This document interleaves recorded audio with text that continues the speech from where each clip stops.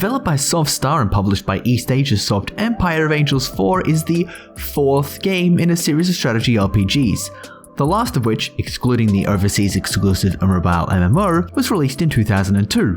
This title was initially released for PC and mobile back in 2016, but East Asia Soft has decided to now bring it to consoles. More strategy RPGs on Nintendo Switch? Yes, please.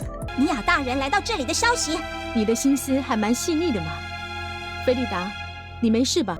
Long ago, the two nations, the Kingdom of Valkyrie and Mentu, lived in harmony and united to bring down a great evil. This peace was upended when the Kingdom of Valkyrie had a new leader take over.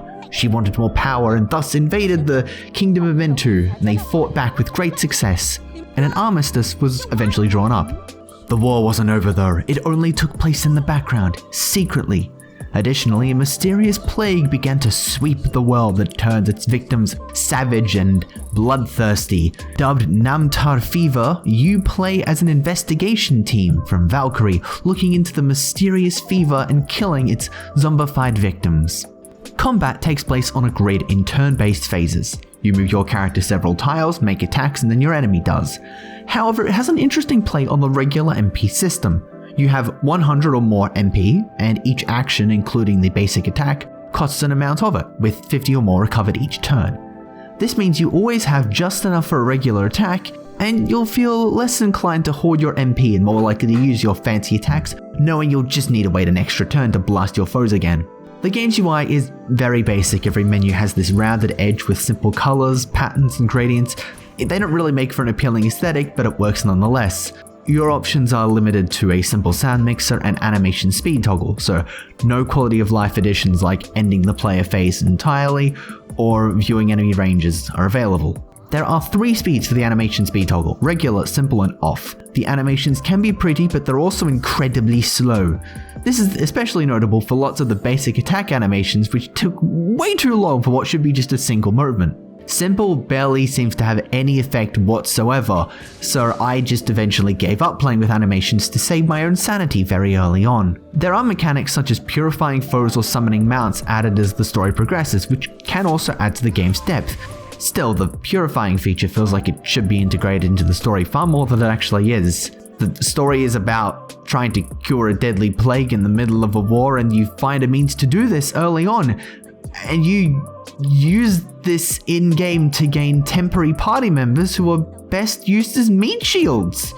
Who came up with this? When characters fall in battle, they'll have their clothes stripped for a pointless momentary underwear shot, and it doesn't match the tone of what is attempting to be a serious story, and it's weird tonal things like this that, combined with a messy translation that is fraught with grammatical errors, make the story something I just stopped caring about entirely early on. There's a simple overworld in which you go from the one story area to the next or back to a grinding spot on the lined map, which is really just used to give you time to prepare your character's classes before the next battle.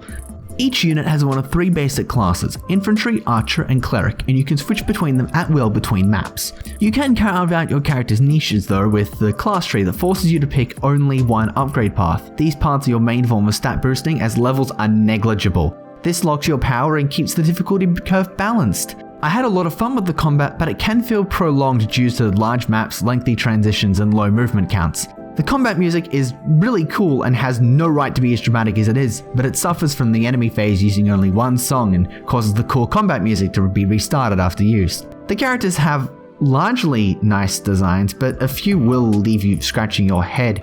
Empire of Angels 4 is a strange strategy RPG with a narrative that conflicts so heavily with the game's tone. You'll likely ignore all reasoning for why any of this is happening and just be happy with a clever battle system. With some improvements and added modern options, the next entry could be very well worth the wait, but be sure to know what you're getting into here. Noisy Pixel is giving Empire of Angels 4 a 6 out of 10. Thank you guys so much for watching. Noisy Pixel is a group dedicated to bringing you guys the best news reviews, previews, and more. Please stick around and subscribe if you haven't already, and just keep up to date with all our latest content.